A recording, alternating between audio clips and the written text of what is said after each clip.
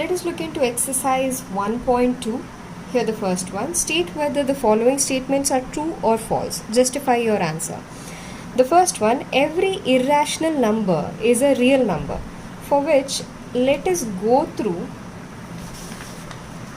the definition of real numbers. Okay, so we know that real numbers are nothing but a collection of all the rational numbers and irrational numbers. Together they make up a collection of real numbers, which is denoted as R. So based on this definition, every irrational number is a real number. That is true. So this is true, since collection of real numbers is made up of rational and irrational numbers.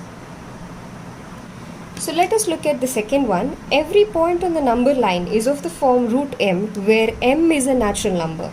Now this is false because m not only can be a natural number, it can be a positive rational number too. So m can also be a positive rational number. So this is the reason why this statement is false. The next one, every real number is an irrational number. This is false because real numbers can also contain rational numbers. So real numbers can also contain rational numbers. Let us look at the second one now. Are the square roots of all positive integers irrationals? If not, give an example of the square root of the number that is rational number. Now this statement is, the answer is no. Are the square roots of all positive integer irrationals? No. So they have asked us to give an example of a square root of a number such that it becomes a rational number. For example, if we take root 4, it is equal to 2, right? Which can be expressed in the form of p by q, where q is not equal to 0. And therefore, it is a rational number.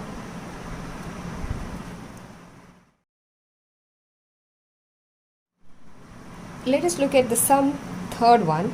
Show how root 5 can be represented on the number line. So let's start with the process. I'll draw a number line.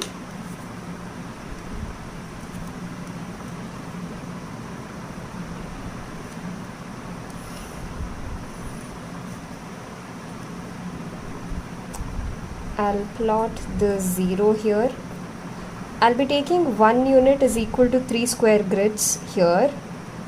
But for you can consider 1 unit as anything, like any measurement that you are comfortable with, and it's like it makes your diagram neat and clear to observe. You can take 1 unit is equal to 1 centimeter. Now I'll mark it 0, 1, 2, 3, 4 and minus 1, minus 2, minus 3, minus 4. Next, you don't have to draw the unit square every time. What I'll do is, this is OA. I'll just plot it OA and draw a triangle, and I'll mark this point as B. Okay, I'll join this side. So we have OAB here. So from Pythagoras theorem, OB is equal to root of OA square plus AB square. Okay. So if we apply the values, we know that this is 1 unit and this is 1 unit. I have taken 1 unit is equal to 3 square grids here. Okay. So 1 square plus 1 square is equal to 1 plus 1 is equal to root 2. So this would be root 2. Now we know the procedure since we have seen example 3 earlier. What I have to do is I have to draw a 90-degree line over here, for which I'll use the protractor to mark a 90-degree, placing the horizontal and vertical intersection point on B and marking the 90-degree here. Okay, I'll take a radius of 1 unit by measuring OA, and I'll place the compass at B to mark 1 unit. I'll name this point newly formed as D. Okay, and I'll join this. So now we know that OD will be root of, we know that this is root 2 square plus this is 1 unit, 1 square, we get it as root 3. So this is root 3. I have to repeat the procedure until I get root 5. So again, from point D, I'll draw a 90-degree line by marking 90 degree using the protractor like this.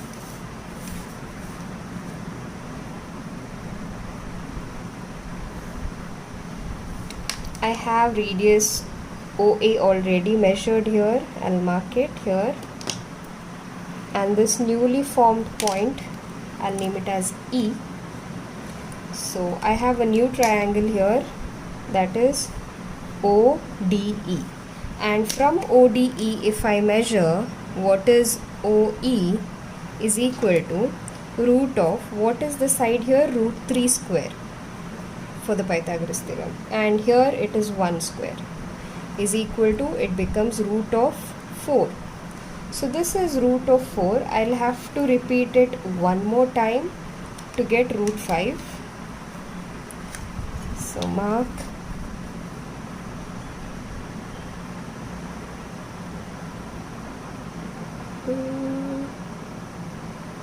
okay, the 90 degree is here, marking the line,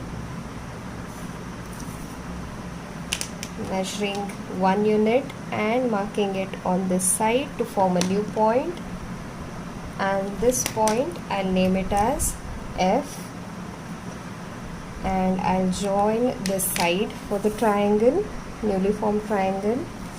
So if I measure OF is equal to root of root 4 square plus 1 unit 1 square is equal to, it becomes root 5. So this is root 5. Now I have to plot this on the number line. So place the compass at O and measure OF. That is, you're using the radius as OF, which is root 5. Now mark the arc. Now this arc should intersect on the number line, and I'll mark this newly formed point as P, which is nothing but your root 5. Okay, and if we calculate what is root 5, it will be around 2.2361. So we know that it is correct. This can be verified since it is falling between 2 and 3 here. So it is around 2.2361. So this is how you plot root 5 on the number line.